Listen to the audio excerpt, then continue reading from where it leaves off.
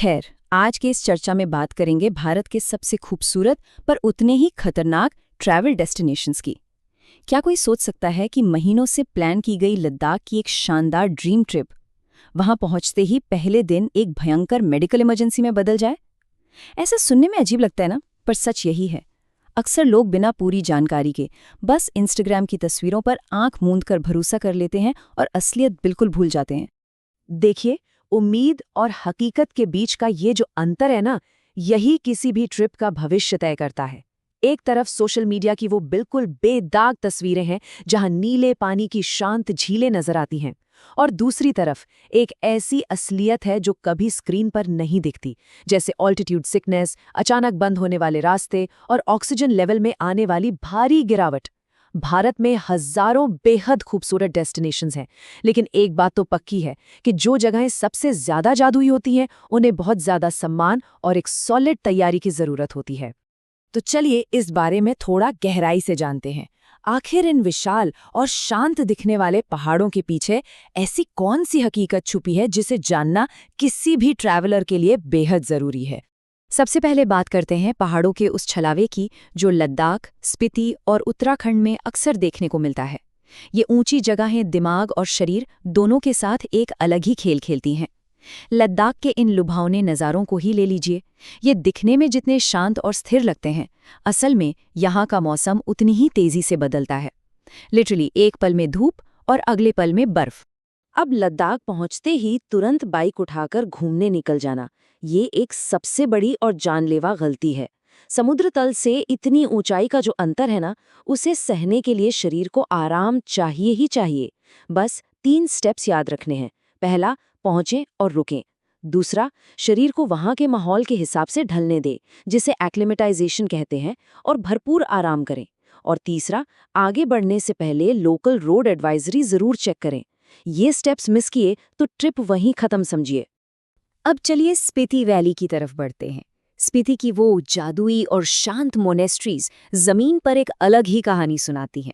इस सिनेमैटिक खूबसूरती के पीछे छिपे हैं लंबे, बिल्कुल थका देने वाले सड़क के सफ़र, जहां मोबाइल नेटवर्क पूरी तरह जीरो हो जाता है और मौसम का तो कोई भरोसा ही नहीं।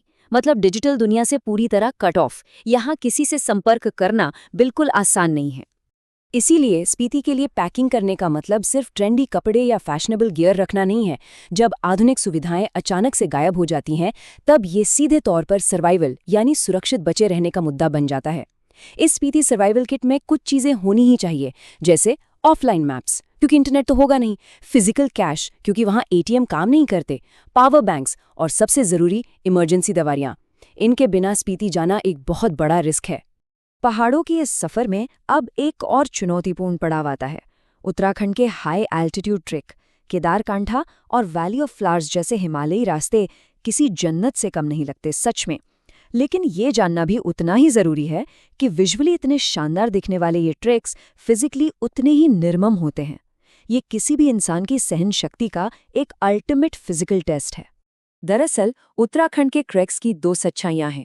एक तरफ इसकी ज़रूरतें हैं, जैसे एक बेहतरीन फिटनेस लेवल और अनुभवी गाइड का होना, और दूसरी तरफ इसके जोखिम हैं, जैसे रास्ते की गंभीर कठिनाइयां और कभी भी बदल जाने वाला अल्पाइन मौसम। यहाँ सबसे अहम बात यह है कि इन ऊंचाई वाले रास्तों पर जाने के लिए सिर्फ अंधा उत्साह काम नहीं आता। इसलिए इन ट्रैक्स पर जाने से पहले एक ऑथराइज्ड ट्रैकिंग ऑपरेटर या लोकल गाइड का साथ होना बिल्कुल कंपलसरी है। खैर, पहाड़ तो इंसान के धैर्य की परीक्षा लेते ही है, लेकिन जरा कल्पना करें कि तब क्या होता है जब समंदर की लहरें और अनिश्चित मौसम सारे बने बनाए प्लान बहा ले जाएं। और यही सवाल ले जाता है पानी वाले डेस्टिनेशंस की ओर, खासकर अंडमान और केरल। देखिए, पानी के आसपास वाले टूरिस्ट स्पॉट्स पर एक बिल्कुल ही अलग तरह की अवेयरनेस और समझ की जरूरत होती है। यहाँ पहाड़ों जैसी थकान तो शायद ना हो, लेकिन प्रकृति का गुस्सा किसी भी यात्रा पर भारी पड़ सकता है। अंडमान के उन साफ और नीले क्रिस्टल पानी को देख के किसी का भी मन करेगा कि बस तुरंत उसमें कूद जाएं। ये टेम्पटेशन बहुत स्ट्रांग होता है, लेकिन प्रोटोकॉल क्या कहता है?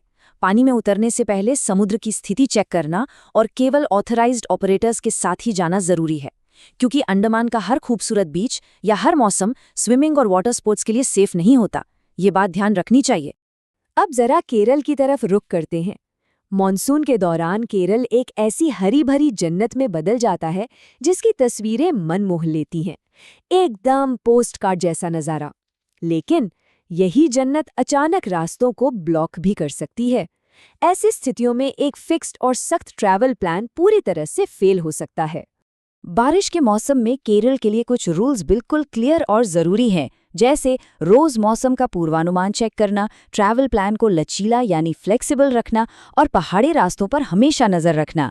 यहाँ ये याद रखना ज़रूरी है कि बारिश में कोई भी आउटडोर एक्टिविटी बिना किसी वार्निंग के कैंसिल हो सकती है, इसलिए एक सख्त शेड्यूल के बजाय प्लान में थोड़े बदलाव की गुंजाइश हमेशा होनी चाहिए।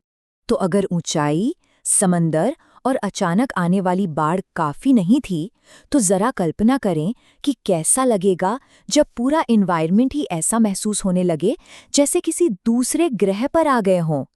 अजीब लग रहा है ना? ये हमें इस चर्चा के आखिरी हिस्से की ओर ले जाता है, एक्सट्रीम एनवायरनमेंट यानी अत्यधिक बदलाव वाले वातावरण, जैसे कश्मीर और रन ऑफ कच्छ। ये वो जगहें हैं जहां इंसान की मर्जी बिल्कुल नहीं चलती। यहाँ सिर्फ मौसम और भूगोल ही यात्रा के नियम तय करते हैं। कश्मीर की सच्चाई के दरअसल दो पहलू हैं। एक तरफ टूरिस्ट्स का फोकस होता है साइट सीइंग, डल लेक और गुलमर्ग, लेकिन दूसरी तरफ रियलिटी है। सर्दियों में बर्फबारी से रास्तों का अचानक बंद होना, ट्रांसपोर्ट का रुक जाना और लोकल एडवाइजरी की सख्त ज़रूरत। खासकर सर्दियों में कश्मीर जाने का मतलब है लगातार लोकल एडमिनिस्ट्रेशन की वार्निंग्स पर नज़र रखना, क्योंकि भारी बर्फ पल भर में सारे संपर्क तोड़ सकती है। और आखिर में बात करते हैं रन ऑफ कच्छ की। ये सफ़ेद रेगिस्तान एक ऐसा छलावा है जो देखने में किसी एलियन प्लैनेट का हिस्सा लगता है, लेकिन इस असीम सफ़ेद विस्तार के पीछे बहुत सी गंभीर लॉजिस्टिक और पर्यावरणीय चुनौतियां छिपी हैं जिनका सामना बिना तैयारी के किया ही नहीं जा सकता। कच्छ की प्लानिंग के लिए 3 अनिवार्य स्टेप्स हैं। पहला, सबसे पहले एंट्री परमिट सुनिश्चित करें, क्योंकि ये एक सेंसिटिव एरिया है। दूसरा, आने से पहले ही एकोमोडेशन प्री बुक करें। और तीसरा, सबसे अहम, दिन और रात के तापमान में होने वाले भारी बदलाव के लिए सही कपड़े पैक करें। इस खुले सफ़ेद रेगिस्तान में दिन की तेज़ गर्मी और रात की चुभने वाली ठंड के बीच का जो भारी अंतर है, वो बिना तैयारी के आए किसी भी टूरिस्ट को बुरी तरह हैरान कर सकता है।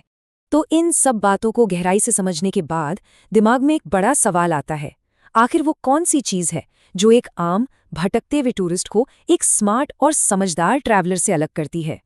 इसका सबसे सटीक जवाब यही है, अच्छी यात्रा सिर्फ खूबसूरत जगह देखने का नाम नहीं है, बल्कि सुरक्षित और समझदारी से उसे एक्सपीरियंस करने का नाम है। ये इस पूरे विश्लेषण की सबसे अहम सीख है। किसी भी जगह की सच्ची खोज के लिए सिर्फ एक महंगे कैमरे की नहीं, बल्कि ठोस तैयारी और सही जानकारी की ज़रूरत होती है।